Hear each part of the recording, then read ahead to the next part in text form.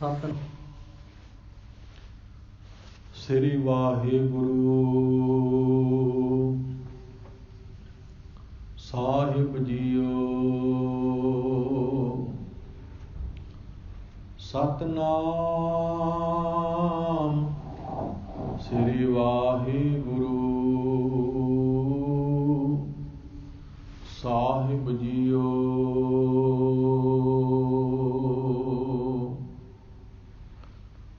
Jeeta JIO ਪਿੰਡ ਸਭ ਤੇਰਾ, ਤੂੰ ਅੰਤਰ ਜਾਮੀ ਪੁਰਖ ਭਗਵਾਨ। ਦਾਸਨ ਦਾਸ ਕਹਿ ਜਨ ਨਾਨਕ, ਜਿਹਾ ਤੂੰ ਕਰਾਹੇ ਤਿਹਾ ਹੋਂ ਕਰੀ ਵਖਿਆਨ। ਦਾਸਨ ਦਾਸ ਕਹਿ ਜਨ ਨਾਨਕ, ਜਿਹਾ ਤੂੰ ਕਰਾਹੇ ਤਿਹਾ ਹੋਂ ਕਰੀ ਵਖਿਆਨ। ਵਾਹਿਗੁਰੂ ਜੀ ਕਾ ਖਾਲਸਾ, ਵਾਹਿਗੁਰੂ ਜੀ ਕੀ ਫਤਿਹ।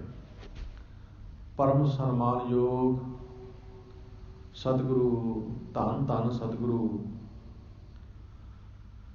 ਸਾਹਿਬ ਸ੍ਰੀ ਗੁਰੂ ਗ੍ਰੰਥ ਸਾਹਿਬ ਮਹਾਰਾਜ ਜੀ ਦੇ ਪਾਵਨ ਪਵਿੱਤਰ ਚਰਨਾਂ ਦੇ ਵਿੱਚ ਜੁੜ ਬੈਠੀ ਗੁਰੂ ਸਿੱਖ ਸਾਧ ਸੰਗਤ ਜੀਓ, ਬੜਭਾਗੀ ਹੋ।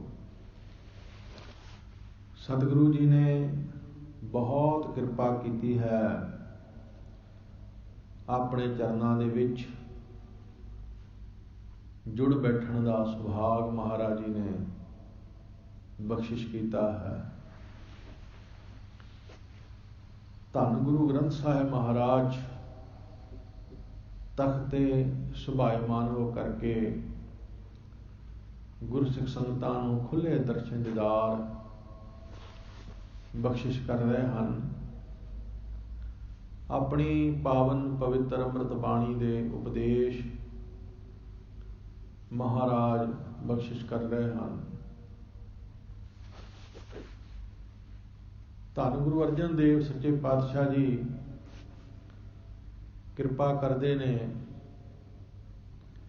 ਹਰ ਹਰ ਮਨ ਮਹਿ ਨਾਮ ਕਹਿਓ, ਕੋਟ ਅਪਰਾਧ ਮਿਟਹਿ ਖਿਨ ਭੀਤਰ, ਤਾਕਾ ਦੁੱਖ ਨਾ ਰਹਿਓ। ਜਿਸ ਨੇ ਮਨ ਵਿੱਚ ਪਰਮਾਤਮਾ ਦਾ ਨਾਮ ਕਿਹਾ ਹੈ, ਉਚਾਰਨ ਕੀਤਾ ਹੈ, ਉਸਦੇ ਕਰੋੜਾਂ ਅਪਰਾਧ, ਕਰੋੜਾਂ ਗੁਨਾਹ ਖਿੰਨ ਵਿੱਚ ਹੀ, ਥੋੜੇ ਜਿਹੇ ਸਮੇਂ ਵਿੱਚ ਹੀ ਖਤਮ ਹੋ ਗਏ। ਦੁੱਖ ਰਿਹਾ ਹੀ ਕੋਈ ਨਹੀਂ। ਜਿਸ ਨੇ ਮਨ ਵਿੱਚ ਪਰਮਾਤਮਾ ਦਾ ਨਾਮ ਕਿਹਾ ਹੈ, ਕਿਉਂਕਿ ਕਈ ਵੇਰਾਂ ਮਨੁੱਖ ਜੀਭਾਂ ਨਾਲ ਨਾਮ ਜਪਦਾ ਹੈ, ਪਰ ਮਨ ਨਾਲ ਨਹੀਂ ਜਪਦਾ। ਮਨ ਕਿਤੇ ਹੋਰ ਹੁੰਦਾ ਹੈ। ਮੂੰਹ ਨਾਲ, ਜ਼ੁਬਾਨ ਨਾਲ ਸਿਮਰਨ ਕਰਦਾ ਹੈ, ਬਾਣੀ ਪੜ੍ਹਦਾ ਹੈ, ਪਰ ਮਨ ਨਾਲ ਨਹੀਂ ਪੜ੍ਹਦਾ। ਇਸ ਤਰ੍ਹਾਂ ਦੇ ਬਚਨ ਬਾਣੀ ਵਿੱਚ ਬੇਅੰਤ ਥਾਵੇਂ ਆਉਂਦੇ ਹਨ। ਮੁਖ ਨਾਲ ਨਾਮ ਜਪਣਾ ਬਹੁਤ ਚੰਗੀ ਗੱਲ ਹੈ। ਮਹਾਰਾਜ ਸੁਖਮਨੀ ਸਾਹਿਬ ਦੇ ਵਿੱਚ ਬਚਨ ਸਮਝਾਉਂਦੇ ਹਨ ਕਿ ਜਿਹੜਾ ਆਪਣੇ ਮੁਖ ਨਾਲ ਪਰਮਾਤਮਾ ਦਾ ਨਾਮ नहीं जपदा, मैनू उस मुख विचों दुर्गंधी आती है। दुर्गंध आती है जिहड़ा मुख नाल नाम नहीं जपदा। वो दुर्गंधी किहड़ी है? निंदिया दी दुर्गंधी, अपनियां वडियाइयां करन दी दुर्गंधी वो आउंदी है। महाराज दे बचन ने, बिरथा नाम बिना तन अंध, मुख आवत ताकै दुर्गंध। जिहड़ा मनुख परमात्मा दा नाम मुख नाल नहीं जपदा, उस दे मुख विच निंदिया दी बदबू, अपनियां वडियाइयां अपनियां सिफतां करन दी बदबू भर जाती है। वो बंदा दूसरियां दी निंदिया करेगा, अपनियां वडियाइयां करेगा। ते जिस मुख विच परमात्मा दा नाम है, वो नाम सिमरन वाला महापुरख अपनी सिफत नहीं करता, दूसरे दी निंदिया नहीं करता। महाराज कहते हैं वो मुख पवित्र है। राम गोबिंद जपींदियां हुआ मुख पवित्र। वो निंदिया वालों, अपनी उस्तति वालों पवित्र हो जाता है, पावन हो जाता है। गुरु अर्जन देव सच्चे पातशाह जी दे एक वचन ने, महाराज कहते ने, जिहड़ा मुख भाई नाम नहीं जपदा, जिस मुख विच परमेश्वर दा नाम नहीं, वो इदां खाली है जिवें चावल दा छिलका खाली हुंदा है। तुख असीं चावल दे उपरों खोल ला लीजिए, जिन्हों असीं छिलका कहंदे हां, तुख कहंदे हां। वो जिहड़ा तुख है, वो जिहड़ा खोल है, वो जिहड़ा छिलका है, जदों उहदे विच चावल ही नहीं तो व्यर्थ है। सतगुरु जी कहंदे ने, जे साडे मुख विच भी परमेश्वर दा नाम नहीं, तां भाई साडा ये मुख भी वो छिलके की तरह है। कण बिना जैसे थोथर तुखा, नाम विहून सुनने से मुखा। वो मुख सुन्ना है, खाली है मुख, जिस मुख दे विच परमेश्वर दा नाम नहीं। फिर महाराज जी ने जीभा दे बारे भी ऐसे वचन सानू समझाए कि भाई रसना ना जपै नाम, तिल तिल कर कटिए। हर हां जब बिसरै गोबिंद राय, दिनों दिन घटिए। जिहड़ी जीभा, जिहड़ी रसना परमेश्वर दा नाम नहीं जपदी, सिमरदी, वो निंदिया आदिक किंची दे नाल तिल तिल करके कट्टी जा रही होंदी है। सतगुरु जी ने मुख नाल, जीभा नाल नाम जपण दी सानू हदायत कीती है, पर सिर्फ मुख तक जां जीभा तक सीमित रह जाना, ये भी असलियत नहीं है, ये भी सच्चाई नहीं है। मन दा जपना जरूरी है। जे जीभा नाल, मुख नाल बाणी पढ़दे हां, नाम जपदे हां, ते जरूरी है कि साडा मन भी नाल नाल जप रिहा होवे। गुरबाणी विच इस मन नूं संबोधन करके वार वार उपदेश दिता है। वार वार महाराज जी ने इस मन नूं मुखातब होके उपदेश दिता है। जप मन मेरे गोबिंद की बाणी, भज मन मेरे एको नाम, मेरे मन जप गुर गोपाल प्रभ सोई। कोई एक प्रमाण थोड़ो है, बहुत प्रमाण ने जिथे महाराज ने वार वार मन नूं संबोधन किया है, वार वार मन नूं समझाया है। गुरु नानक पातशाह जी की एक पावन साखी आप जी ने कई वेरा सरवण की होवेगी। जदों गुरु नानक पातशाह जी सुल्तानपुर साहब रहिंदे सन,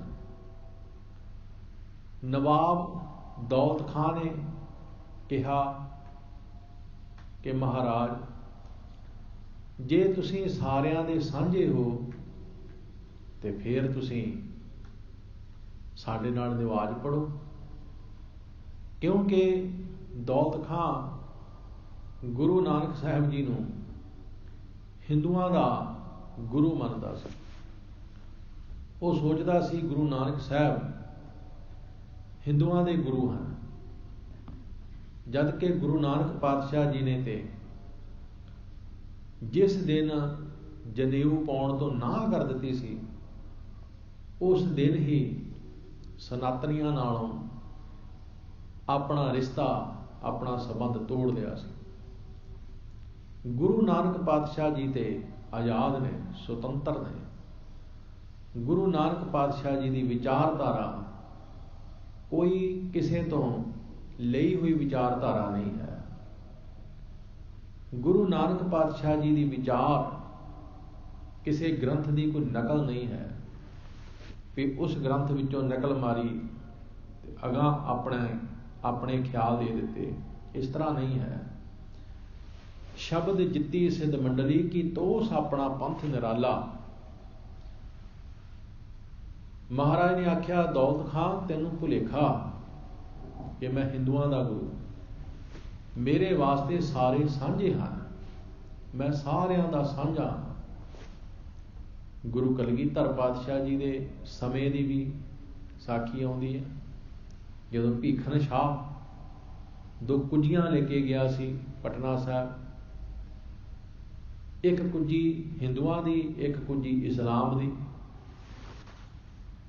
भीखन शाह ने भी यही मन विच चितवी सी, सोच रखी सी कि जे इस कुंजी के उपर गुरु कलगीधर पातशाह हथ रख देणगे तो मैं समझांगा ये हिंदुआं दे ने, जे इस कुंजी के उपर रख देणगे तो मैं समझांगा ये इस्लाम दे ने।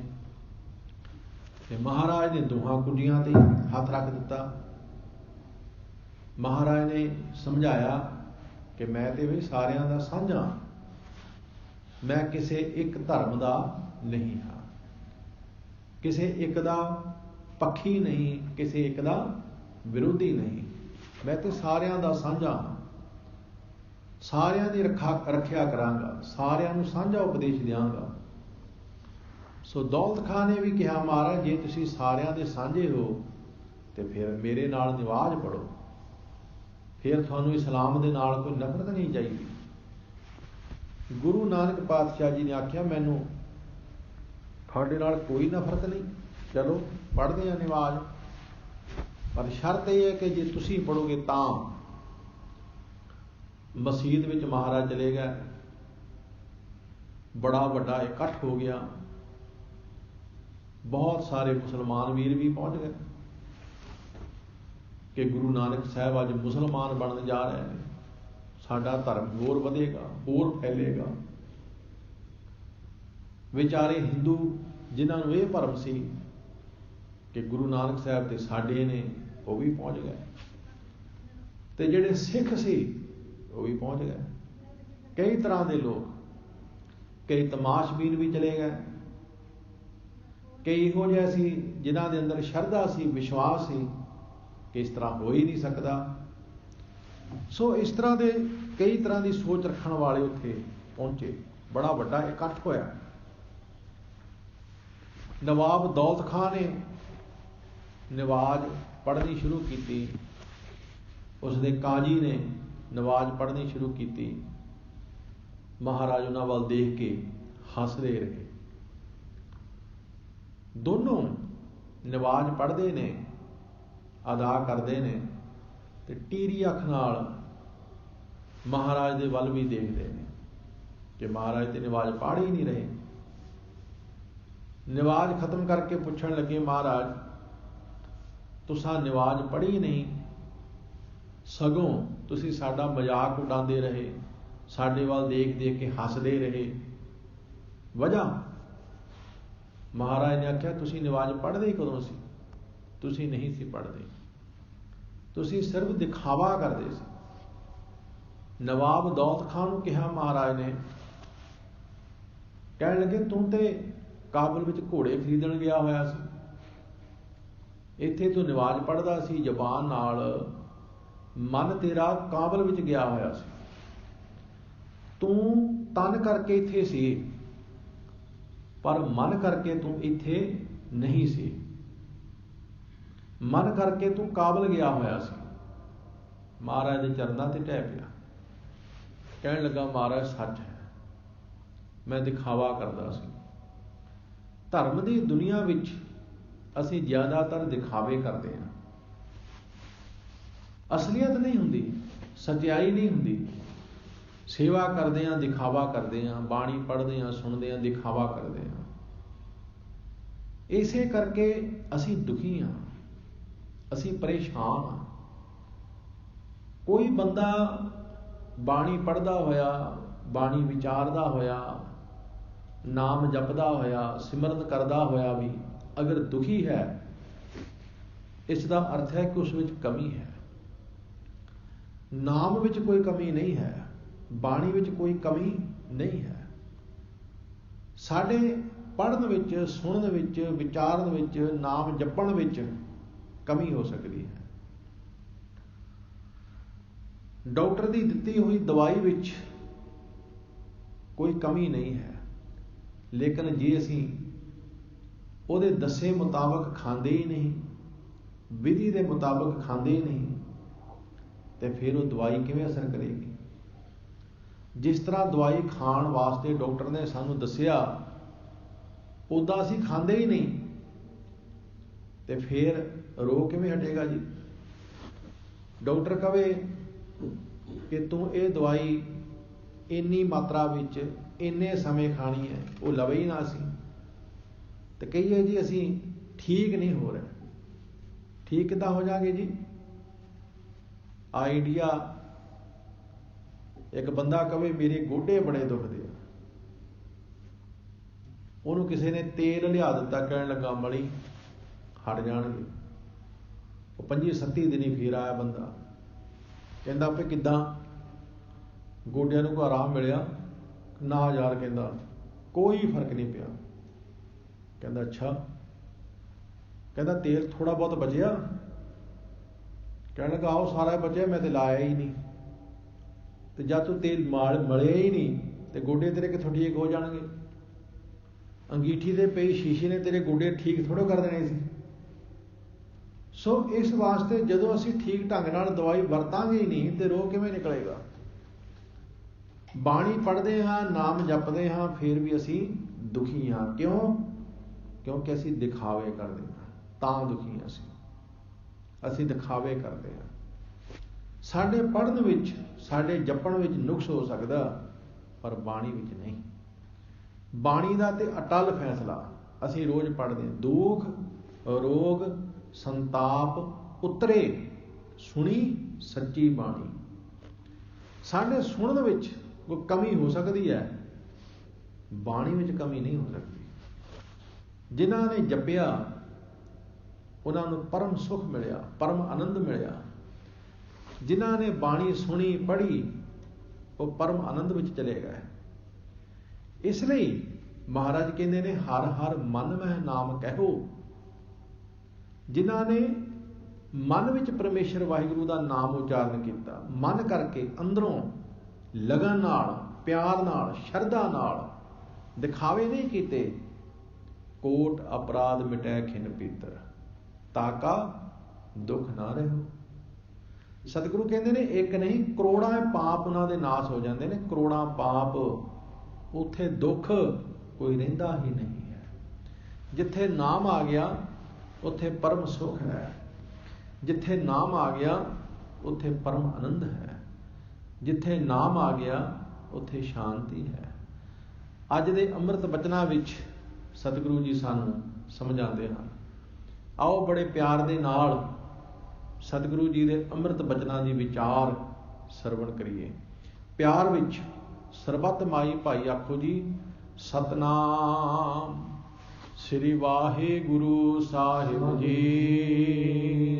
सतनाम श्री वाहिगुरु साहिब जी। नाट महला पंजवा। राग नाट विच दो राग ने, नट नारायण अते नाट। ये जो शब्द है ये राग नाट विच है। इस राग विच धन श्री गुरु अर्जन देव सच्चे पातशाह कृपा करदे हन। हर हर मन महै नाम कहियो। सतगुरु जी आखदे ने भाई, जिसने भी अपने मन विच परमेश्वर वाहिगुरु जी का नाम कहा है, जिसने मन करके परमेश्वर वाहिगुरु जी का नाम जपिया है, कूद अपराध मिटहे खिन भीतर, ताका दुख ना लहियो। महाराज कहते हैं कोट अपराध मिटहे खिन भीतर। उसदे करोड़ा अपराध खिन विच ही मिट गया। ताका दुख ना रहो, ओदा कोई दुख रिहा ही नहीं, कोई दुख उसदे नेड़े आया ही नहीं। क्योंकि दुख साडे अंदर है, अपराध साडे अंदर है। असीं सोचते हैं कि मैं तो किसी का कतल किया ही नहीं, पर साडे मन ने पता नहीं किन्ने को कतल किए ने। आ तुसीं कदे देखिया होना, जदों कदे किसी बंदे दी पेश ना जावे ते जदों उहनूं फिर गुस्सा आउंदा, वो अपना गुस्सा कढ़ण जोगा ते हुंदा नहीं, ते फिर वो गुस्से विच आके पता की कहंदा, मेरे कोल किते गोली होवे ते मैं गोली मार दियां, किते मेरे सामने हुंदा मैं ते गोली मार देनी सी, हुण मारन जोगा ते है नहीं। वो फिर बेचारा इदां कह के अपने मन नूं तसल्ली जी दे लैंदा, हौसला जा दे लैंदा भी ना तेरे सामने आवे ना तू मारे, ना तेरे कोल गोली होवे ना तू मारे। बंदा तन करके किसी का कतल नहीं करता, पर मन करके पता नहीं किन्निया को दा कतल कर दिंदा। बंदा शरीर करके दुराचार विचार नहीं करता, पर मन करके पता नहीं किन्ना को विचार करता, किन्ना को पाप करता। साडा मन पापी है, तन पापी नहीं है, मन पापी है। ये साडे मन दे जिहड़े पाप ने, बस यही दुख है। साडे मन दे पाप ही अपराध है। परमात्मा दा नाम मन नूं शुद्धि दिंदा है, परमात्मा दा नाम मन नूं पवित्र करदा है।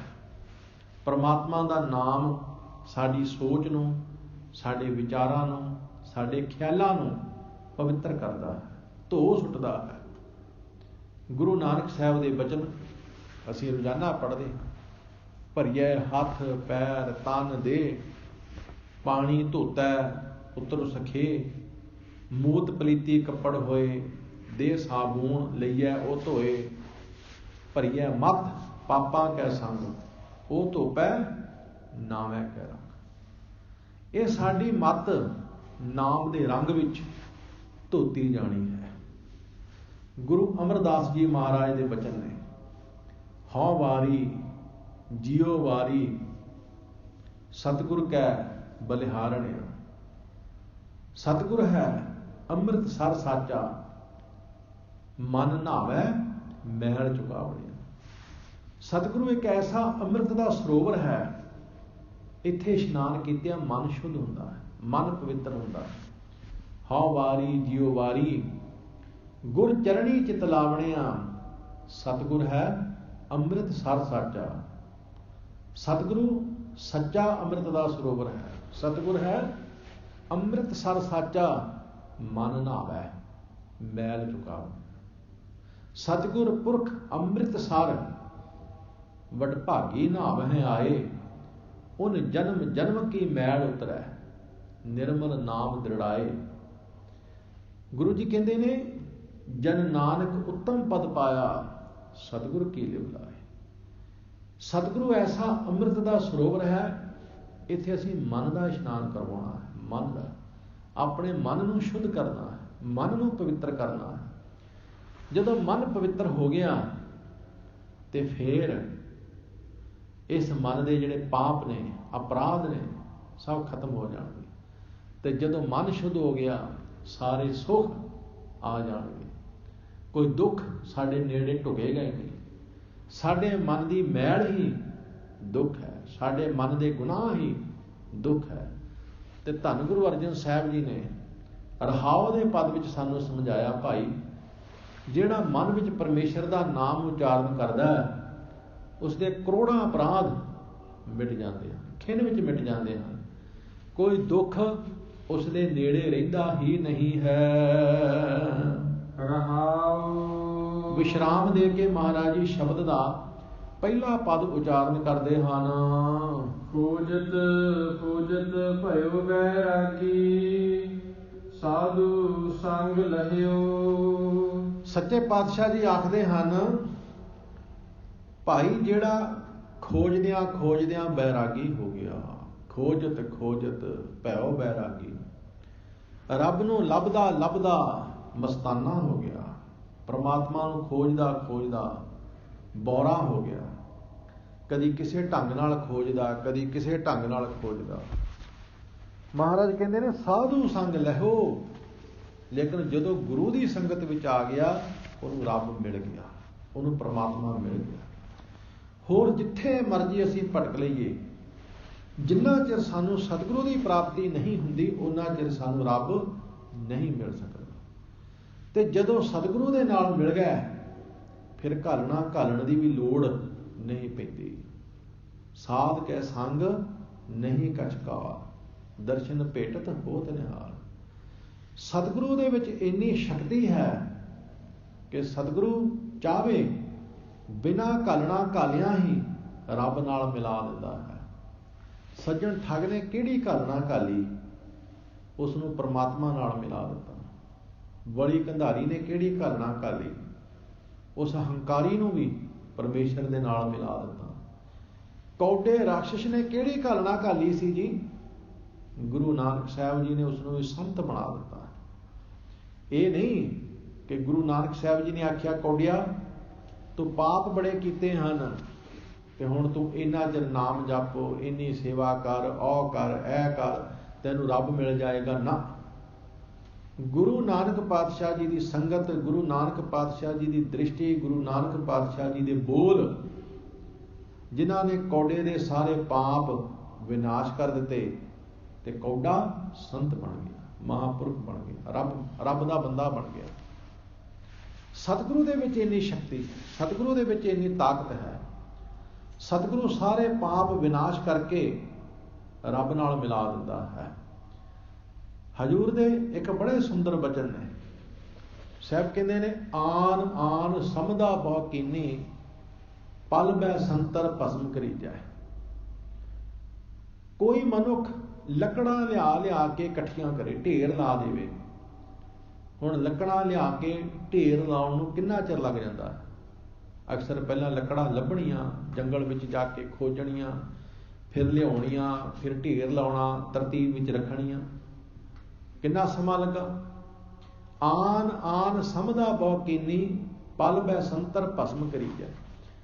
वो लकड़ां दे लगे हुए ढेर नूं अगर साड़ के सुआह करना होवे तो एक पल लगता है। अग की चौती दिओ, अग का मोता दिओ, अग का चंगियाड़ा डिग पवे, वो सारियां लकड़ां सड़ के सुआह हो जाती। सड़न लगियां ने, सुआह होण लगियां ने, उन्ना समा नहीं लाया। लेकिन लकड़ां का ढेर लाउण वेले किन्ना समा लगा, किन्ने दिन लगे होणगे, लेकिन सड़न वेले पल भी नहीं लगा, खत्म, कहानी खत्म सब। बस इसे तरह महाराज कहते ने आन आन समझदा बहु कीनी, पल बै संतर भस्म करीजै। महा उग्र पाप साकत नर कीने, ਮਿਲ ਸਾਧੂ ਲੂਕੀ ਦੀਜੈ। ਬੰਦਾ ਸਾਰੀ ਜ਼ਿੰਦਗੀ ਪਾਪ ਕਰਦਾ ਰਹਿੰਦਾ, ਸਤਿਗੁਰੂ ਦੇ ਨਾਲ ਮਿਲ ਕੇ ਨਾਮ ਦੀ ਚੁਆਤੀ ਦਿੰਦਾ ਹੈ, ਸਿਮਰਨ ਦੀ ਚੁਆਤੀ ਦਿੰਦਾ ਹੈ, ਸਾਰੇ ਪਾਪ ਸੜ ਕੇ ਸੁਆਹ ਹੋ ਜਾਂਦੇ ਹਨ, ਖਤਮ ਹੋ ਜਾਂਦੇ ਹਨ। ਸਤਿਗੁਰੂ ਦੇ ਵਿੱਚ ਏਡੀ ਸ਼ਕਤੀ ਹੈ। ਇਸ ਲਈ ਮਹਾਰਾਜ ਕਹਿੰਦੇ ਨੇ, ਭਾਈ ਜੇ ਕੋਈ ਰੱਬ ਨੂੰ ਖੋਜਦਾ ਖੋਜਦਾ ਲੱਭਦਾ ਲੱਭਦਾ ਬੈਰਾਗੀ ਹੋ ਗਿਆ, ਮਸਤਾਨਾ ਹੋ ਗਿਆ, ਥੱਕ ਗਿਆ, ਹਾਰ ਗਿਆ, ਕਹਿੰਦਾ ਕੀ ਕਰਾਂ, ਰੱਬ ਮਿਲਦਾ ਹੀ ਨਹੀਂ, ਸਾਧੂ ਸੰਗ ਲਹੋ, ਉਹ ਗੁਰੂ ਦੀ ਸੰਗਤ ਵਿੱਚ ਹਾਸਲ ਕਰ ਲੈਂਦਾ। ਸਤਿਗੁਰੂ ਉਸ ਨੂੰ ਰੱਬ ਦੇ ਨਾਲ ਮਿਲਾ ਦਿੰਦਾ ਹੈ। ਇਸ ਤਰ੍ਹਾਂ ਧੰਨ ਗੁਰੂ ਅਰਜਨ ਸਾਹਿਬ ਕਿਰਪਾ ਕਰਦੇ ਹਨ। ਸਗਲ ਤਿਆਗ ਏਕ ਲਿਵ ਲਾਗੀ, ਹਰ ਹਰ ਚਰਨ ਗਲਿਓ। ਗਰੀਬ ਨਿਵਾਸ ਸੱਚੇ ਪਾਤਸ਼ਾਹ ਕਹਿੰਦੇ ਨੇ, ਐਸੇ ਬੰਦੇ ਨੇ ਸਗਲ ਤਿਆਗ, ਸਭ ਕੁਝ ਛੱਡ ਕੇ, ਵਿਕਾਰਾਂ ਨੂੰ ਛੱਡ ਕੇ, ਮੋਹ ਮਾਇਆ ਨੂੰ ਛੱਡ ਕੇ, ਸਭ ਕੁਝ ਛੱਡ ਕੇ, ਸਗਲ ਤਿਆਗ ਏਕ ਲਿਵ ਲਾਗੇ, ਇੱਕ ਪ੍ਰਮਾਤਮਾ ਦੇ ਨਾਲ ਸੁਰਤ ਜੋੜ ਲਈ ਹੈ। ਹਰ ਹਰ ਚਰਨ ਗਏ, ਪ੍ਰਮਾਤਮਾ ਦੇ ਚਰਨ ਪਕੜ ਲਏ ਹਨ, ਪਰਮੇਸ਼ਰ ਦੀ ਯਾਦ ਵਿੱਚ ਜੁੜ ਗਿਆ ਹੈ, ਪਰਮੇਸ਼ਰ ਦੇ ਨਾਮ ਦੇ ਵਿੱਚ ਜੁੜ ਗਿਆ ਹੈ। ਇਸ ਤਰ੍ਹਾਂ ਧੰਨ ਗੁਰੂ ਅਰਜਨ ਸਾਹਿਬ ਕਿਰਪਾ ਕਰਦੇ ਹਨ। ਕਹਿਤ ਮੁਕਤ ਸੁਨਤੇ ਨਿਸਤਾਰੇ, ਜੋ ਜੋ ਸਰਨ ਪਇਓ। ਸੱਚੇ ਪਾਤਸ਼ਾਹ ਜੀ ਕਹਿੰਦੇ ਨੇ, ਭਾਈ ਜਿਹੜਾ ਜਿਹੜਾ ਵੀ ਪਰਮੇਸ਼ਰ ਦੀ ਸ਼ਰਨ ਵਿੱਚ ਪਿਆ ਹੈ, ਕਹਿਣ ਵਾਲੇ, ਰੱਬ ਦੀ ਸਿਫਤੋ ਸਲਾਹ ਕਰਨ ਵਾਲੇ, ਉਹ ਵੀ ਮੁਕਤ ਹੋ ਗਏ। ਜਿਹੜੇ ਸੁਣਦੇ ਸੀ ਉਹ ਵੀ ਰੱਬ ਨੇ ਤਾਰ ਦਿੱਤੇ। ਜਿਹੜਾ ਵੀ ਪਰਮੇਸ਼ਰ ਦੀ ਸ਼ਰਨ ਪਿਆ, ਚਾਹੇ ਉਹ ਕਹਿੰਦਾ ਤੇ ਚਾਹੇ ਉਹ ਸੁਣਦਾ, ਕਹਿਣ ਵਾਲਾ ਵੀ ਮੁਕਤ, ਸੁਣਨ ਵਾਲਾ ਵੀ ਮੁਕਤ, ਸਾਰੇ ਮੁਕਤ। ਭਾਵ ਜਿਵੇਂ ਮਰਜ਼ੀ ਕੋਈ ਉਸ ਅਕਾਲ ਪੁਰਖ ਵਾਹਿਗੁਰੂ ਦੀ ਸ਼ਰਨ ਵਿੱਚ ਪਿਆ, ਪਰਮੇਸ਼ਰ ਨੇ ਭਾਈ ਉਸ ਦਾ ਪਾਰ ਉਤਾਰਾ ਕਰ ਦਿੱਤਾ, ਉਸ ਦਾ ਨਿਸਤਾਰਾ ਕਰ ਦਿੱਤਾ। ਇਸ ਤਰ੍ਹਾਂ ਧੰਨ ਗੁਰੂ ਅਰਜਨ ਸਾਹਿਬ ਕਿਰਪਾ ਕਰਦੇ ਹਨ। ਸਿਮਰ ਸਿਮਰ ਸੁਆਮੀ ਪ੍ਰਭ ਆਪਣਾ, ਕਹ ਨਾਨਕ ਆਨੰਦ ਭਇਓ। ਧੰਨ ਗੁਰੂ ਅਰਜਨ ਸਾਹਿਬ ਕਿਰਪਾ ਕਰਦੇ ਹਨ, ਭਾਈ ਉਸ ਮਾਲਕ ਨੂੰ ਸਿਮਰ ਸਿਮਰ ਕੇ, ਆਪਣੇ ਮਾਲਕ ਪ੍ਰਮਾਤਮਾ ਦਾ ਨਾਮ ਜਪ ਜਪ ਕੇ ਭਾਈ ਆਨੰਦ ਹੋ ਗਿਆ ਹੈ, ਜੀਵਨ ਵਿੱਚ ਆਨੰਦ ਬਣ ਗਿਆ ਹੈ, ਜੀਵਨ ਵਿੱਚ ਆਨੰਦ ਹੀ ਆਨੰਦ ਆ ਗਿਆ ਹੈ। ਨਾਮ ਜੀਵਨ ਦੇ ਵਿੱਚ ਆਨੰਦ ਪੈਦਾ ਕਰ ਦਿੰਦਾ ਹੈ, ਸਿਮਰਨ ਜੀਵਨ ਦੇ ਵਿੱਚ ਆਨੰਦ ਪੈਦਾ ਕਰ ਦਿੰਦਾ ਹੈ। ਸਿਮਰਨ ਵਾਲਾ ਮਹਾਂਪੁਰਖ ਆਨੰਦ ਵਿੱਚ ਰਹਿੰਦਾ ਹੈ। ਦੁੱਖ ਨਾਹੀ ਸਭ ਸੁਖ ਹੀ ਹੈ ਰੇ, ਏਕੈ ਏਕੀ ਨੀਤਾ, ਬੁਰਾ ਨਾਹੀ ਸਭ ਭਲਾ ਹੀ ਹੈ ਰੇ, ਹਾਰ ਨਹੀਂ ਸਭ ਜੀਤਾ। ਪਰਮਾਤਮਾ ਦੇ ਪਿਆਰੇ ਨਾਮ ਦੇ ਵਿੱਚ ਆਨੰਦਿਤ ਹੁੰਦੇ ਹਨ। ਉਹ ਕਹਿੰਦੇ ਨੇ, ਮਾਲਕ ਦੁੱਖ ਤੇ ਉਦੋਂ ਹੈ ਜਦੋਂ ਤੂੰ ਭੁੱਲਦਾ ਹੈ, ਜਦੋਂ ਤੂੰ ਯਾਦ ਹੈ ਉਦੋਂ ਦੁੱਖ ਕਿੱਥੇ, ਉਦੋਂ ਦੁੱਖ ਨਹੀਂ ਹੈ। ਧੰਨ ਗੁਰੂ ਅਰਜਨ ਸਾਹਿਬ ਦਾ ਇੱਕ ਬਚਨ ਹੈ, ਜਲ ਥਲ ਮਹੀਲ ਪੂਰਿਆ, ਰਵਿਆ ਵਿੱਚ ਬਣਾ, ਸੋ ਪ੍ਰਭ ਚਿਤ ਨਾ ਆਵਈ, ਕਿਤੜਾ ਦੁੱਖ ਗਣਾ। ਜਦੋਂ ਪ੍ਰਮਾਤਮਾ ਚਿੱਤ ਵਿੱਚ ਨਹੀਂ ਆਉਂਦਾ, ਕਿੰਨਾ ਕੁ ਦੁੱਖ ਆ ਜਾਂਦਾ ਹੈ, ਕੀ ਗਿਣਾ। ਲੇਕਿਨ ਸੁੱਖਾਂ ਕੀਮਤ ਕਿਆ ਗਣੀ, ਜਾ ਸਿਮਰੀ ਗੋਬਿੰਦ। ਜਦੋਂ ਮਾਲਕ ਦਾ ਨਾਮ ਸਿਮਰਦਾ ਹਾਂ, ਫਿਰ ਤੇ ਵੀ ਇੰਨੇ ਕੁ ਸੁੱਖ ਆ ਜਾਂਦੇ ਨੇ, ਇੰਨਾ ਕੁ ਆਨੰਦ ਆ ਜਾਂਦਾ ਹੈ, ਇੰਨਾ ਕੁ ਪਰਮ ਰਸ ਜੀਵਨ ਵਿੱਚ ਆ ਜਾਂਦਾ ਹੈ, ਉਸ ਦੀ ਕੋਈ ਗਿਣਤੀ ਮਿਣਤੀ ਨਹੀਂ ਹੈ। ਇਸ ਸ਼ਬਦ ਵਿੱਚ ਮਹਾਰਾਜ ਨੇ ਸਾਨੂੰ ਇਹ ਸਮਝਾਇਆ ਹੈ। ਅਗਲੇ ਸ਼ਬਦ ਵਿੱਚ ਵੀ ਐਸੇ ਪਰਮੇਸ਼ਰ ਦੇ ਪਿਆਰਿਆਂ ਦੀ ਅਵਸਥਾ ਹੀ ਸਾਨੂੰ ਦੱਸਦੇ ਹਨ। ਬੜੇ ਪਿਆਰ ਦੇ ਨਾਲ ਸ਼ਬਦ ਦਾ ਪਾਠ ਸਰਵਣ ਕਰੋ, ਉਸ ਤੋਂ ਬਾਅਦ ਉਸ ਦੀ ਵਿਚਾਰ ਆਪ ਜੀ ਦੇ ਨਾਲ ਸਾਂਝੀ ਕਰਾਂਗੇ ਜੀ। ਨਾਟ ਮਹੱਲਾ ਪੰਜਵਾ। ਚਰਨ ਕਮਲ ਸੰਗ ਲਾਗੀ ਦੋਰੀ, ਸੁਖ ਸਾਗਰ ਕਰ ਪਰਮ ਗਤ ਮੋਰੀ। ਰਹਾਉ ਅੰਚਲਾ ਗਹਾਇਓ ਜਨ ਆਪਣੇ ਕੋ, ਮਨ ਵਿਦੋ ਪ੍ਰੇਮ ਕੀ ਖੋਰੀ। ਜਸ ਗਾਵਤ ਭਗਤ ਰਸ ਉਪਜਿਓ, ਮਾਇਆ ਕੀ ਜਾਲੀ ਤੋਰੀ। ਪੂਰਨ ਪੂਰ ਰਹੇ ਕਿਰਪਾ ਨਿਧ, ਆਨ ਨ ਪੇਖਾ ਹੋਰੀ। ਨਾਨਕ ਮੇਲ ਲਿਓ ਦਾਸ ਆਪਣਾ, ਪ੍ਰੀਤ ਨ ਕਬਹੂ ਥੋਰੀ। ਨਾਟ ਮਹੱਲਾ ਪੰਜਵਾ। ਰਾਗ ਨਟ ਨਾਰਾਇਣ ਵਿੱਚ, ਰਾਗ ਨਟ ਵਿੱਚ ਇਹ ਦੂਸਰਾ ਸ਼ਬਦ ਧੰਨ ਗੁਰੂ ਅਰਜਨ ਦੇਵ ਸੱਚੇ ਪਾਤਸ਼ਾਹ ਉਚਾਰਨ ਕਰਦੇ ਹਨ। ਇਸ ਸ਼ਬਦ ਦਾ ਕੇਂਦਰੀ ਭਾਵ ਵੀ ਪਹਿਲੇ ਸ਼ਬਦ ਦੇ ਨਾਲ ਮਿਲਦਾ ਜੁਲਦਾ ਹੈ। ਪਹਿਲੇ ਸ਼ਬਦ ਵਿੱਚ ਰੱਬ ਦੇ ਪਿਆਰਿਆਂ ਦੀ ਅਵਸਥਾ ਦੱਸੀ ਸੀ ਕਿ ਜਿਹੜੇ ਮਨ ਵਿੱਚ ਨਾਮ ਜਪਦੇ ਹਨ, ਜਿਹੜੇ ਮਨ ਕਰਕੇ ਉਸ ਪਰਮਾਤਮਾ ਨੂੰ ਯਾਦ ਕਰਦੇ ਹਨ, ਉਹਨਾਂ ਦੇ ਕਰੋੜਾਂ ਅਪਰਾਧ ਮਿਟ ਜਾਂਦੇ ਹਨ, ਦੁੱਖ ਉਹਨਾਂ ਦੇ ਨੇੜੇ ਨਹੀਂ ਰਹਿੰਦਾ। ਭਾਈ ਜਿਹੜੇ ਖੋਜਦੇ ਖੋਜਦੇ ਭਾਲਦੇ ਭਾਲਦੇ ਸਤਿਗੁਰੂ ਦੀ ਸ਼ਰਨ ਪੈ ਜਾਂਦੇ ਹਨ, ਉਹਨਾਂ ਨੂੰ ਪਰਮੇਸ਼ਰ ਵਾਹਿਗੁਰੂ ਗੁਰੂ ਦੀ ਸੰਗਤ ਵਿੱਚੋਂ ਮਿਲ ਜਾਂਦਾ ਹੈ। ਐਸੇ ਰੱਬੀ ਬੰਦੇ ਆਨੰਦ ਦੀ ਅਵਸਥਾ ਵਿੱਚ ਚਲੇ ਜਾਂਦੇ ਹਨ। ਉਹ ਉਸ ਪਰਮ ਸੁਖ ਵਿੱਚ ਚਲੇ ਜਾਂਦੇ ਨੇ ਜਿੱਥੇ ਮੁੜ ਕੋਈ ਦੁੱਖ ਵਿਆਪਦਾ ਹੀ ਨਹੀਂ। ਤੇ ਹੁਣ ਇਸ ਸ਼ਬਦ ਵਿੱਚ ਵੀ ਉਹ ਪਰਮਾਤਮਾ ਦੇ ਪਿਆਰਿਆਂ ਦੀ ਅਵਸਥਾ ਹੀ ਸਾਨੂੰ ਦੱਸਦੇ ਹਨ। ਬੜੇ ਪਿਆਰ ਦੇ ਨਾਲ ਸਰਵਣ ਕਰੋ ਜੀ। ਚਰਨ ਕਮਲ ਸੰਗ ਲਾਗੀ ਡੋਰੀ। ਸੱਚੇ ਪਾਤਸ਼ਾਹ ਕਹਿੰਦੇ ਹਨ ਭਾਈ ਉਹਨਾਂ ਦੀ ਪਰਮਾਤਮਾ ਦੇ ਚਰਨਾਂ ਕਮਲਾਂ ਨਾਲ ਡੋਰੀ ਲੱਗ ਗਈ ਹੈ। ਡੋਰੀ ਦਾ ਅਰਥ ਹੁੰਦਾ ਹੈ ਲੰਬੀ, ਇੱਕ ਰਸ, ਅਟੁੱਟ। ਜਿਸ ਤਰ੍ਹਾਂ ਡੋਰ ਹੁੰਦੀ ਹੈ, ਡੋਰ ਲੰਬੀ ਹੁੰਦੀ ਹੈ, ਉਹਦੇ ਵਿੱਚ ਕੋਈ ਗੱਠ ਨਹੀਂ ਹੁੰਦੀ, ਇੱਕ ਸਾਰ ਹੁੰਦੀ ਹੈ ਡੋਰ। ਇਸ ਤਰ੍ਹਾਂ ਦੇ ਸ਼ਬਦ ਮਹਾਰਾਜ ਨੇ ਬਾਣੀ ਵਿੱਚ ਵਰਤੇ ਨੇ। ਜਿਵੇਂ ਜਪ ਬਾਣੀ ਦੀ ਆਰੰਭਤਾ ਵਿੱਚ ਅਸੀਂ ਇੱਕ ਬਚਨ ਪੜ੍ਹਦੇ ਹਾਂ, ਚੁੱਪੈ ਚੁੱਪ ਨਾ ਹੋਵਈ ਜੇ ਲਾਏ ਰਹਾ ਲਿਵ ਤਾਰ। ਤਾਰ ਜਿਸ ਤਰ੍ਹਾਂ ਲੰਬੀ ਹੁੰਦੀ ਹੈ, ਆਪਾਂ ਕਹਿੰਦੇ ਬਿਜਲੀ ਦੀ ਤਾਰ ਜਾਂ ਕੱਪੜੇ ਸੁੱਕਣੇ ਪਾਉਣ ਲਈ ਤਾਰ ਲੰਬੀ, ਇਸ ਤਰ੍ਹਾਂ ਡੋਰੀ ਵੀ ਲੰਬੀ ਹੁੰਦੀ ਹੈ। ਚਰਨ ਕਮਲ ਸੰਗ ਲਾਗੀ ਡੋਰੀ। ਮਹਾਰਾਜ ਕਹਿੰਦੇ ਨੇ ਇੱਕ ਰਸ ਲੰਬੀ, ਉਹਨਾਂ ਦੀ ਸੁਰਤੀ ਉਸ ਪਰਮਾਤਮਾ ਦੇ ਨਾਲ ਲੱਗ ਗਈ ਹੈ। ਪਰਮੇਸ਼ਰ ਦੇ ਨਾਲ ਅਟੁੱਟ, ਬਿਨਾਂ ਕਿਸੇ ਰੁਕਾਵਟ ਉਸ ਪਰਮਾਤਮਾ ਦੇ ਨਾਲ ਪ੍ਰੀਤ ਉਹਨਾਂ ਮਹਾਂਪੁਰਖਾਂ ਦੀ ਬਣ ਗਈ ਹੈ। ਕਿਰਪਾ ਕਰਦੇ ਹਨ। ਜਸ ਗਾਵਤ ਸੁਖ ਸਾਗਰ ਕਰ ਪਰਮ ਗਤ ਮੋਰੀ। ਉਹਨਾਂ ਰੱਬੀ ਬੰਦਿਆਂ ਦੀ ਅਵਸਥਾ ਐਸੀ ਹੈ, ਉਹ ਕਹਿੰਦੇ ਨੇ ਸੁਖ ਸਾਗਰ ਕਰ ਪਰਮ ਗਤ ਮੋਰੀ। ਹੇ ਸੁੱਖਾਂ ਦੇ ਸਾਗਰ ਪਰਮੇਸ਼ਰ ਵਾਹਿਗੁਰੂ ਜੀ, ਸਾਡੀ ਉੱਚੀ ਆਤਮਿਕ ਅਵਸਥਾ ਬਣਾ। ਗਤ, ਗਤ ਦਾ ਅਰਥ ਹੁੰਦਾ ਅਵਸਥਾ। ਜਿਸ ਤਰ੍ਹਾਂ ਬ੍ਰਹਮ ਗਿਆਨੀ ਕੀ ਗਤ ਬ੍ਰਹਮ ਗਿਆਨੀ ਜਾਣੈ, ਗਤ ਦਾ ਅਰਥ ਹੈ ਅਵਸਥਾ। ਸਤਿਗੁਰੂ ਜੀ ਕਹਿੰਦੇ ਹਨ, ਹੇ ਮਾਲਕ, ਮੇਰੀ ਤੇਰੇ ਨਾਲ ਇੱਕ ਰਸ ਪ੍ਰੀਤ ਬਣ ਗਈ ਹੈ, ਤੋ ਐਸੀ ਕਿਰਪਾ ਕਰ ਕਿ ਮੇਰੀ ਉੱਚੀ ਆਤਮਿਕ ਅਵਸਥਾ ਬਣ ਜਾਏ। ਭਾਵ ਮੇਰੀ ਸੋਚ, ਮੇਰੇ ਵਿਚਾਰ, ਮੇਰੇ ਖਿਆਲ ਉੱਚੇ ਹੋ ਜਾਣ, ਮਹਾਨ ਹੋ ਜਾਣ, ਸਰਬੱਤ ਦੇ ਭਲੇ ਵਾਲੇ ਮੇਰੇ ਵਿਚਾਰ ਹੋ ਜਾਣ।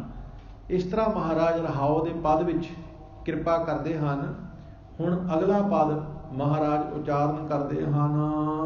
ਰਹਾਉ ਅੰਚਲਾ ਗਹਾਇਓ ਜਨ ਆਪਣੀ ਕੋ, ਮਨ ਵੀਦੋ ਪ੍ਰੇਮ ਕੀ ਖੋਰੀ। ਸੱਚੇ ਪਾਤਸ਼ਾਹ ਕਹਿੰਦੇ ਨੇ ਅੰਚਲਾ ਗਹਾਇਓ ਜਨ ਆਪਣੇ ਕੋ।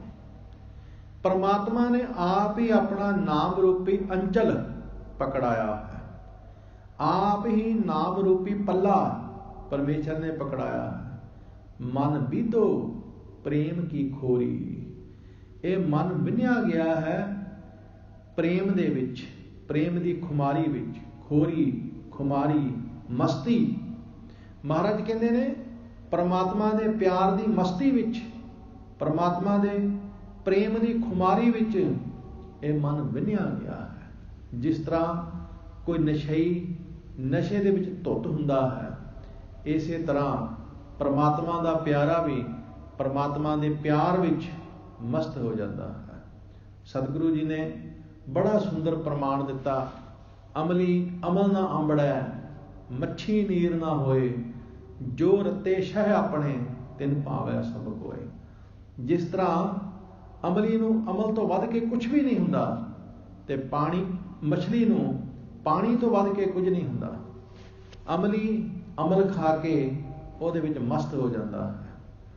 ਉਹਨੂੰ ਸਭ ਦੁੱਖ ਭੁੱਲ ਜਾਂਦੇ ਹਨ। ਤੇ ਮੱਛੀ ਜਦੋਂ ਪਾਣੀ ਵਿੱਚ ਹੁੰਦੀ ਹੈ ਉਹਨੂੰ ਕੁਝ ਵੀ ਯਾਦ ਨਹੀਂ ਹੁੰਦਾ, ਉਹ ਪਾਣੀ ਵਿੱਚ ਮਸਤ ਹੁੰਦੀ ਹੈ। ਇਸੇ ਤਰ੍ਹਾਂ ਪਰਮਾਤਮਾ ਦਾ ਨਾਮ ਜਪਣ ਵਾਲਾ, ਰੱਬ ਨਾਲ ਜੁੜਿਆ ਹੋਇਆ ਮਹਾਂਪੁਰਖ, ਉਹ ਵੀ ਪਰਮਾਤਮਾ ਦੀ ਯਾਦ ਵਿੱਚ ਮਸਤ ਹੁੰਦਾ ਹੈ, ਆਨੰਦ ਵਿੱਚ ਹੁੰਦਾ ਹੈ।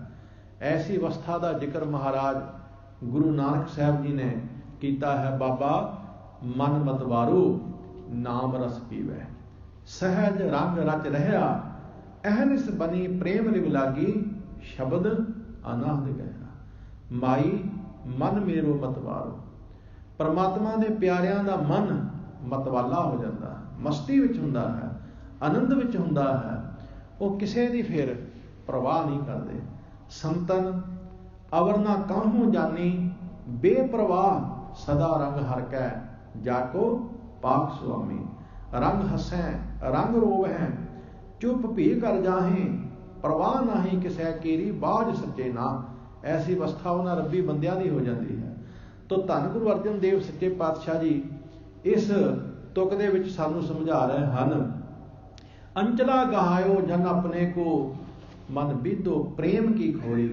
ਭਾਈ ਉਸ ਅਕਾਲ ਪੁਰਖ ਵਾਹਿਗੁਰੂ ਨੇ ਜਦੋਂ ਆਪਣੇ ਨਾਮ ਦਾ ਪੱਲੂ ਪਕੜਾ ਦਿੱਤਾ, ਜਦੋਂ ਆਪਣੇ ਨਾਮ ਦਾ ਅੰਚਲ ਪਕੜਾ ਦਿੱਤਾ, ਇਹ ਮਨ ਪਰਮਾਤਮਾ ਦੇ ਪ੍ਰੇਮ ਦੀ ਖੁਮਾਰੀ ਵਿੱਚ ਵਿੰਨਿਆ ਗਿਆ ਹੈ। ਜਸ ਗਾਵਤ ਭਗਤ ਰਸ ਉਪਜਿਓ, ਮਾਇਆ ਕੀ ਜਾਲੀ ਤੋਰੀ। ਸੱਚੇ ਪਾਤਸ਼ਾਹ ਕਹਿੰਦੇ ਨੇ ਪ੍ਰਮਾਤਮਾ ਦਾ ਜਸ ਗਾਉਂਦਿਆਂ ਗਾਉਂਦਿਆਂ ਭਗਤੀ ਦਾ ਰਸ ਪੈਦਾ ਹੋ ਗਿਆ। ਉਸ ਮਾਲਕ ਦੀਆਂ ਸਿਫਤਾਂ ਕਰਦਿਆਂ ਕਰਦਿਆਂ, ਉਸ ਮਾਲਕ ਦੀਆਂ ਵਡਿਆਈਆਂ ਕਰਦਿਆਂ ਕਰਦਿਆਂ ਭਗਤੀ ਦਾ ਰਸ ਪੈਦਾ ਹੋ ਗਿਆ, ਅੰਦਰ ਰਸ ਆ ਗਿਆ। ਕਿਉਂਕਿ ਜਦੋਂ ਆਪਾਂ ਕੋਈ ਕੰਮ ਕਰੀ ਜਾਈਏ ਤਾਂ ਹੌਲੀ ਹੌਲੀ ਉਹਦੇ ਵਿੱਚ ਸਾਡਾ ਪਿਆਰ ਬਣ ਹੀ ਜਾਂਦਾ ਹੈ। ਅਸੀਂ ਨਵੇਂ ਨਵੇਂ ਕਿਸੇ ਕੰਮ ਤੇ ਲੱਗੀਏ, ਜੌਬ ਤੇ ਲੱਗੀਏ, ਪਹਿਲਾਂ ਪਹਿਲ ਸਾਨੂੰ ਤੰਗੀ ਆਉਂਦੀ ਹੈ, ਪਹਿਲਾਂ ਪਹਿਲ ਸਾਨੂੰ ਬੜੀਆਂ ਤਕਲੀਫਾਂ ਆਉਂਦੀਆਂ ਨੇ, ਮੁਸ਼ਕਲਾਂ ਆਉਂਦੀਆਂ ਨੇ, ਕਈਆਂ ਦੀਆਂ ਸਾਨੂੰ ਗੱਲਾਂ ਸੁਣਨੀਆਂ ਪੈਂਦੀਆਂ ਨੇ, ਕੰਮ ਕਰਨਾ ਔਖਾ ਲੱਗਦਾ। ਪਰ ਹੌਲੀ ਹੌਲੀ ਅਸੀਂ ਫਿਰ ਜੁਸਤਜੂ ਹੋ ਜਾਂਦੇ ਹਾਂ, ਹੌਲੀ ਹੌਲੀ ਫਿਰ ਸਾਨੂੰ ਆਦਤ ਪੈ ਜਾਂਦੀ ਹੈ, ਹੌਲੀ ਹੌਲੀ ਫਿਰ ਅਸੀਂ ਉੱਥੇ ਟਿਕੇ ਰਹਿੰਦੇ ਹਾਂ। ਬਸ ਇਸੇ ਤਰ੍ਹਾਂ ਕੋਈ ਵੀ ਕੰਮ ਹੈ, ਪਹਿਲੀ ਵੇਰ ਅਸੀਂ ਕਰਾਂਗੇ ਸਾਨੂੰ ਮੁਸ਼ਕਲ ਆਉਂਦੀ ਹੈ। ਅਸੀਂ ਜਦੋਂ ਪਹਿਲੀ ਵੇਰਾ ਮੁਖ ਤੋਂ ਵਾਹਿਗੁਰੂ ਕਹਿੰਦੇ ਹਾਂ ਬੜਾ ਔਖਾ ਜਿਹਾ ਲੱਗਦਾ ਹੈ। ਬੋਲ ਕੇ ਜਪਜੀ ਸਾਹਿਬ ਦਾ ਪਾਠ ਕਰਨਾ ਹੋਵੇ ਬੜਾ ਔਖਾ ਜਿਹਾ ਲੱਗਦਾ ਹੈ, ਕਿਉਂਕਿ ਅਸੀਂ ਚੁੱਪ ਕਰਕੇ ਨਿਤਨੇਮ ਕਰਨ ਦੀ ਆਦਤ ਪਾਈ ਹੋਈ ਹੈ, ਚੁੱਪ ਕਰਕੇ ਬਾਣੀ ਪੜ੍ਹਨ ਦੀ ਆਦਤ ਪਾਈ ਹੋਈ ਹੈ। ਤੇ ਜਦੋਂ ਬੋਲ ਕੇ ਬਾਣੀ ਪੜ੍ਹਨੀ ਪੈਂਦੀ ਹੈ ਫਿਰ ਮੁਸ਼ਕਲ ਬੜੀ ਆਉਂਦੀ ਹੈ, ਫਿਰ ਔਖਾ ਬੜਾ ਲੱਗਦਾ ਹੈ। ਪਹਿਲਾਂ ਪਹਿਲ ਗੁਰਦੁਆਰੇ ਆਉਣਾ ਬੜਾ ਔਖਾ ਜਿਹਾ ਲੱਗਦਾ ਹੈ, ਪਰ ਜਦੋਂ ਹੌਲੀ ਹੌਲੀ ਅਸੀਂ ਕਰਦੇ ਰਹਿੰਦੇ ਹਾਂ ਤੇ ਫਿਰ ਰਸ ਆਉਣ ਲੱਗ ਪੈਂਦਾ ਹੈ, ਫਿਰ ਆਨੰਦ ਆਉਣ ਲੱਗ ਪੈਂਦਾ ਹੈ। ਇਸ ਵਾਸਤੇ ਮਹਾਰਾਜ ਕਹਿੰਦੇ ਨੇ ਜਸ ਗਾਵਤ ਭਗਤ ਰਸ ਉਪਜਿਓ। ਭਾਈ ਜਸ ਗਾਉਂਦਿਆਂ ਗਾਉਂਦਿਆਂ, ਰੱਬ ਦੀਆਂ ਵਡਿਆਈਆਂ ਕਰਦਿਆਂ ਕਰਦਿਆਂ, ਉਹਦੀ ਭਗਤੀ ਕਰਦਿਆਂ ਕਰਦਿਆਂ ਹੁਣ ਰਸ ਵੀ ਆਉਣ ਲੱਗ ਪਿਆ ਹੈ, ਆਨੰਦ ਵੀ ਆਉਣ ਲੱਗ ਪਿਆ ਹੈ, ਸਵਾਦ ਵੀ ਆਉਣ ਲੱਗ ਪਿਆ ਹੈ। ਮਾਇਆ ਕੀ ਜਾਲੀ ਤੋਰੀ, ਉਹ ਜਿਹੜੀ ਮਾਇਆ ਦੀ ਜਾਲੀ ਸੀ, ਮਾਇਆ ਦਾ ਜਿਹੜਾ ਜਾਲ ਸੀ, ਜਿਸ ਕਰਕੇ ਪਰਮਾਤਮਾ ਦੀ ਭਗਤੀ ਕਰਨੀ, ਉਹਦਾ ਜਸ ਕਰਨਾ ਸਾਨੂੰ ਔਖਾ ਲੱਗ ਰਿਹਾ ਸੀ, ਉਹ ਟੁੱਟ ਗਈ ਹੈ। ਮਾਇਆ ਦੀ ਜਾਲੀ ਵਿੱਚ, ਮਾਇਆ ਦੇ ਜਾਲ ਵਿੱਚ ਫਸੇ ਹੋਏ ਹੋਣ ਕਰਕੇ ਸਾਨੂੰ ਨਾਮ ਸਿਮਰਨਾ, ਬਾਣੀ ਪੜ੍ਹਨੀ, ਸਤਸੰਗਤ ਕਰਨੀ, ਸੇਵਾ ਕਰਨੀ ਔਖੀ ਲੱਗਦੀ ਸੀ, ਪਰ ਕਰਦਿਆਂ ਕਰਦਿਆਂ ਹੁਣ ਜਾਲੀ ਟੁੱਟ ਗਈ ਹੈ। ਜਿਸ ਤਰ੍ਹਾਂ ਪੰਛੀ ਜਾਲ ਵਿੱਚ ਫਸਿਆ ਹੋਇਆ ਹੋਵੇ, ਉਹ ਹੱਥ ਪੱਲਾ ਮਾਰੀ ਜਾਵੇ, ਕੋਸ਼ਿਸ਼ ਕਰੀ ਜਾਵੇ ਤੇ ਹੌਲੀ ਹੌਲੀ ਮੁਕਤ ਹੋ ਹੀ ਜਾਂਦਾ ਹੈ। ਉਹ ਹੌਲੀ ਹੌਲੀ ਜਾਲ ਨੂੰ ਕੱਟ ਹੀ ਸੁੱਟਦਾ ਹੈ, ਨਿਕਲ ਹੀ ਜਾਂਦਾ ਹੈ। ਇਸੇ ਤਰ੍ਹਾਂ ਸਿੱਖ ਵੀ ਜਦੋਂ ਯਤਨ ਕਰਦਾ ਰਹਿੰਦਾ ਹੈ, ਕੋਸ਼ਿਸ਼ ਕਰਦਾ ਰਹਿੰਦਾ ਹੈ, ਉਦਮ ਕਰਦਾ ਰਹਿੰਦਾ ਹੈ, ਤੇ ਫਿਰ ਇਹ ਮਾਇਆ ਦੀ ਜਾਲੀ ਵਿੱਚੋਂ ਨਿਕਲ ਕੇ ਸਤਿਗੁਰੂ ਦੇ ਨਾਲ, ਪਰਮਾਤਮਾ ਦੇ ਨਾਲ ਜੁੜੀ ਜਾਂਦਾ ਹੈ। ਇਸ ਲਈ ਗੁਰਬਾਣੀ ਵਿੱਚ ਉਦਮ ਨੂੰ ਬਹੁਤ ਪ੍ਰਧਾਨਤਾ ਦਿੱਤੀ ਹੈ। ਉਦਮੀ ਬਣਨਾ। ਮਹਾਰਾਜ ਕਹਿੰਦੇ ਨੇ ਉਦਮ ਕਰੋ ਵਡਭਾਗੀ ਹੋ, ਸਿਮਰੋ ਹਰ ਹਰ ਰਾਏ, ਨਾਨਕ ਜਿਸ ਸਿਮਰਤ ਸਭ ਸੁਖ ਹੋਵੈ, ਦੁਖ ਦਰਦ ਭਰਮ ਜਾਏ। ਉਦਮ ਕਰ ਹਰ ਜਪਣਾ, ਵਡਭਾਗੀ ਹਰ ਤਾਂ ਖਾਟ, ਉਦਮੀ ਬਣਨਾ। ਸੋ ਜਦੋਂ ਮਨੁੱਖ ਧਰਮ ਦੀ ਦੁਨੀਆ ਵਿੱਚ ਉਦਮੀ ਬਣਦਾ ਹੈ ਤਾਂ ਮਾਇਆ ਦੀ ਜਾਲੀ ਫਿਰ ਕੱਟੀ ਜਾਂਦੀ ਹੈ ਔਰ ਰੂਹਾਨੀਅਤ ਦਾ ਰਸ ਬਣ ਜਾਂਦਾ ਹੈ। ਇਸ ਤਰ੍ਹਾਂ ਧੰਨ ਗੁਰੂ ਅਰਜਨ ਸਾਹਿਬ ਕਿਰਪਾ ਕਰਦੇ ਹਨ।